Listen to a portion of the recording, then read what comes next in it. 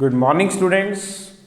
Welcome you all to my YouTube channel PEC Academy Kurukshetra. My dear students, today I am here to discuss the most important numerical, and this numerical I have taken from class 9th chapter 10th gravitation.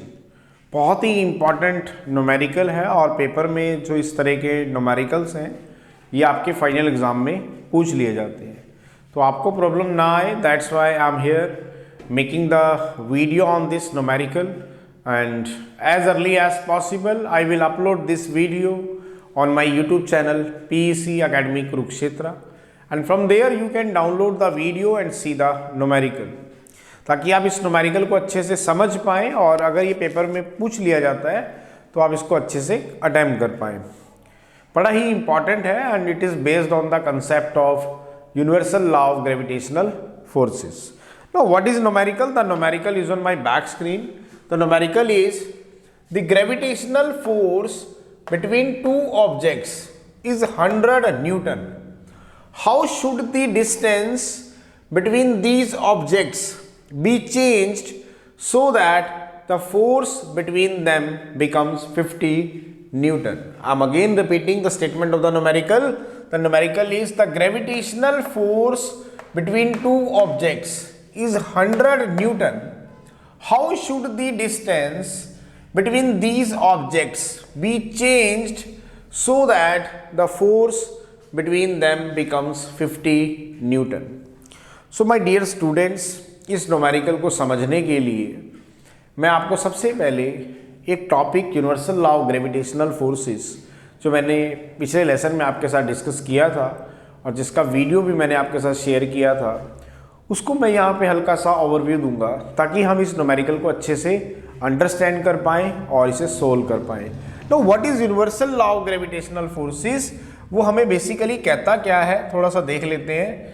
Suppose this is the first object having the mass is say m1, and this is the second object having the mass is say m2, and these two objects are separated by a distance say r. मैंने क्या बताया कि अगर आपके पास दो objects हैं, this is the first object जिसका मास है m1, this is the second object जिसका मास है m2, और ये दोनों ऑब्जेक्ट्स एक दूसरे से r डिस्टेंस से सेपरेटेड है. तो universal law of gravitational forces कहता है कि इनके बीच में universal gravitational attractive forces exist करेंगे, और वो जो फोर्सेस होंगे फर्स्ट वो डायरेक्टली प्रोपोर्शनल होंगे प्रोडक्ट ऑफ देयर मासेस के, सेकेंड वो इन्वर्सली प्रोपोर्शनल होंगे स्क्वायर ऑफ देयर डिस्टेंस के. इनको कंबाइन करेंगे तो हमारे पास जो रिजल्ट आएगा that is m1 m2 by r square. Proportionality को हटाएंगे तो एक कांस्टेंट आएगा g. Now what is g? g is the universal gravitational constant. Universal gravitational constant. Now what is g? That is the universal gravitational constant, और इसकी value है 6.673 into 10⁻⁻11 Newton metre square पर kilogram square. आज का जो numerical है वो इसी कंसेप्ट के ऊपर बेस्ड है, मींस इसी फॉर्मूले के ऊपर बेस्ड है. तो चलिए स्टार्ट करते हैं.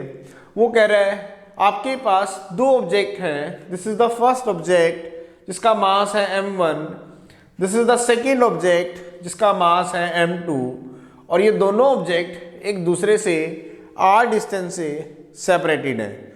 तो उनके बीच में जो फोर्स लग रहा है वो लग रहा है 100 न्यूटन. तो F जो हम कहते हैं इन दोनों के बीच में फोर्स लग रहा है, now what is F?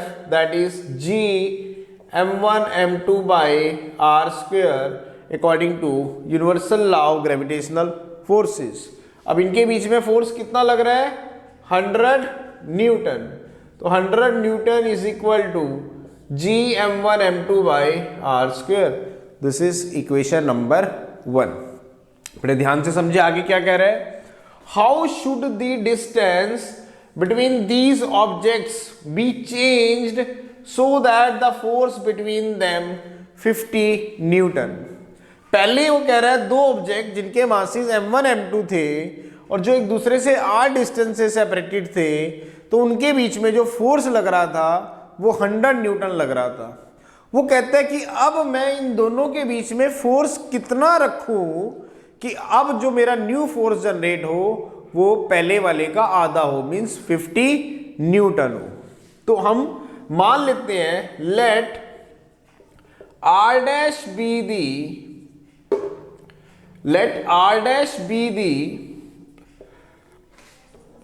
distance between the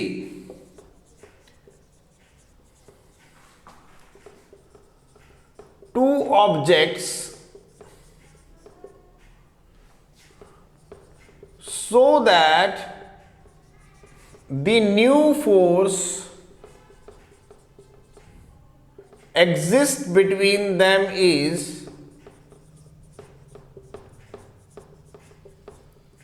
50 Newton. मैंने क्या कहा कि मान लेते हैं कि इन दोनों के बीच का डिस्टेंस अब हमारे पास r डैश है। जब r डैश डिस्टेंस हम इन दोनों के बीच का रखते हैं तो जो न्यू फोर्स डेवलप होता है that is 50 newton. It means you have to calculate the value of r dash. तो कैसे करेंगे, तो F is equal to G m1 m2 by r square. Now what is r? That is r dash square. Now what is r? That is r dash square. अब force कितना लग रहा है, जो नया फोर्स लग रहा है, that is 50 newton. 50 newton is g m1 m2 by r dash square. This is equation number 2। तो डिवाइड करेंगे equation 1 by equation 2, divide equation 1 by equation 2 we get. अब इक्वेशन 1 को इक्वेशन 2 से हम क्या करेंगे, डिवाइड करेंगे।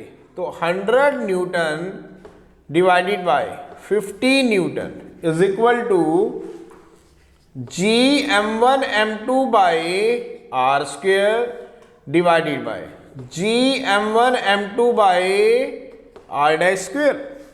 तो इट मीन्स न्यूटन से न्यूटन कटेगा, तो 100 by 50 that is 2 is equal to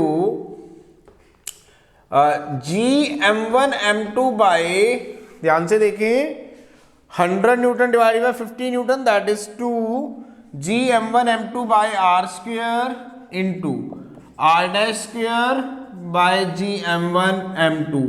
तो g m1 by m2 से g m1 m2 कट गया, तो आपके पास जो रिजल्ट आया ध्यान से देखें, तो 2 is equal to r dash का स्क्वायर बाय r स्क्वायर।